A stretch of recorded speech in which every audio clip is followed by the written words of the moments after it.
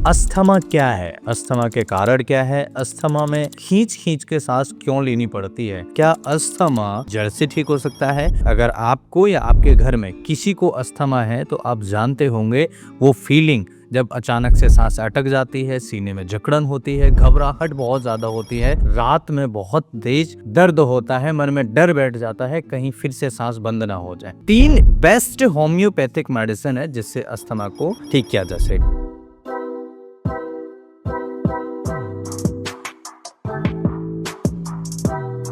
Asthma एक chronic respiratory disease है हमारे रेस्पिरेटरी सिस्टम में, जैसे कि नाक, ट्रैकिया और ब्रोंकाई, लंग्स, ये सब आते हैं। अब अस्थमा में 3 मेजर चेंजेस होते हैं।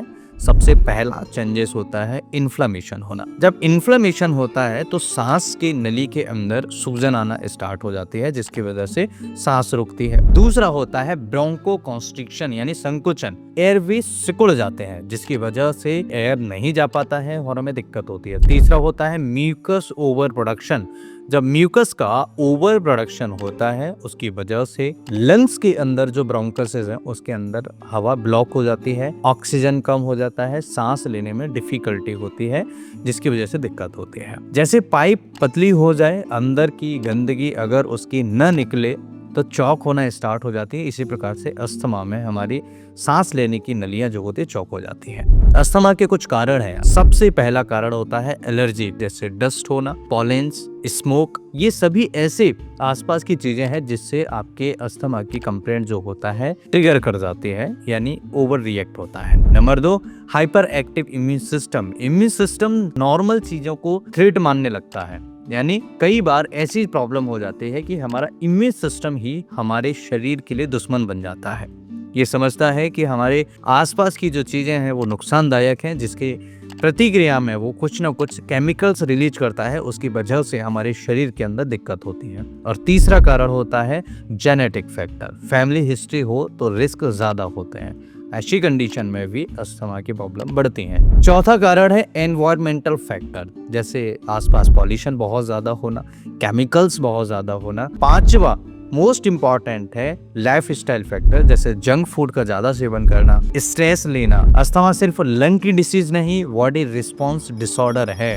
अगर आपने इसे ध्यान से नहीं समझा तो शरीर के अंदर कोई बड़ा प्रॉब्लम देखने को मिल सकता है। सिम्टम्स की बात करें कि कैसे पता करेंगे कि आपको अस्थमा ही है या नहीं, तो सबसे पहला और कॉमन सिम्टम्स होता है सांस फूलना। दूसरा लक्षण होता है सीने में जकड़न होना। जैसे ही सीने में जकड़न महसूस हो, सांस लेने में दिक्कत हो, सांस जल्दी जल्दी खींचो, तो समझ लो कि ये अस्थमा का लक्षण हो सकता है, तुरंत डॉक्टर को दिखाइए। तीसरा लक्षण होता है व्हीजिंग साउंड। मरीज जैसे ही बार बार सांस खींचता है तो उसको साउंड आती है, जिसे हम सीटी जैसी भी साउंड कहते हैं। चौथा होता है लगातार खांसी होना, यानी कि मरीज को खांसी में आराम नहीं मिलता। जैसे ही चलेंगे फिरेंगे आपकी सांस फूल जाएगी, लगेगा कि अब चला फिरा नहीं जाएगा, बस बैठ जाओ। इस तरह के अगर सिम्टम्स मिलते हैं तो ये अस्थमा के सिम्टम्स हैं। स्पेसिफिक अगर हम बात करें तो नाइट में ज्यादा प्रॉब्लम बढ़ जाती है मरीज को, कोल्ड वेदर में समस्या बहुत ज्यादा बढ़ती है, और एक्सरसाइज के बाद में भी मरीज को समस्या बढ़ जाती है। ये कुछ सिम्टम है जो अस्थमा के होते हैं। सीवियर केसेस की अगर हम बात करें तो बोलने में दिक्कत भी होती है मरीज को, लिप्स ब्लू होना स्टार्ट हो जाते हैं, रैपिड ब्रीदिंग होना स्टार्ट हो जाती है। अगर ये सिम्टम्स देखने को मिले तो इमरजेंसी कंडीशन हो सकती है। जब भी अस्थमा का मरीज बोलने में प्रॉब्लम करने लगे, उसके लिप्स ब्लू होने लगे, तो आप समझ जाइए कि कोई बड़ी इमरजेंसी सिचुएशन है, तुरंत डॉक्टर के पास जाइए। अब सबसे बड़ा इंपॉर्टेंट पार्ट समझ लेते हैं, होम्योपैथी अस्थमा में कैसे काम करती है। होम्योपैथी सिम्टम्स के बेस पर मेडिसिन को सप्रेस नहीं करती, केवल ठीक करने में मदद करती है। और अगर सही होम्योपैथिक मेडिसिन सही जगह पर लग जाए, यानी कि अगर आपके सिम्टम्स के हिसाब से सही बैठ जाए, तो किसी भी बीमारी को जड़ से ठीक करने में मदद करती है। सबसे पहला मेडिसिन आर्सेनिक एल्बम मेडिसिन होता है। आर्सेनिक एल्बम मेडिसिन ऐसे मरीजों को दिया जाता है जिनको रात के समय अस्थमा ज्यादा होता है, एंजाइटी होती है, ठंडी हवा से उनकी प्रॉब्लम बढ़ जाती है।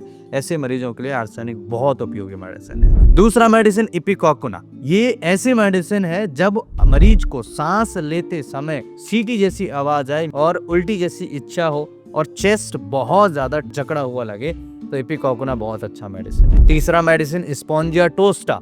स्पॉन्जिया टोस्टा एक ऐसा मेडिसिन है जो ड्राई अस्थमा में और सफोकेशन जैसी फीलिंग अगर मरीज को लग रही है तो काफी ज्यादा अच्छा काम करती है।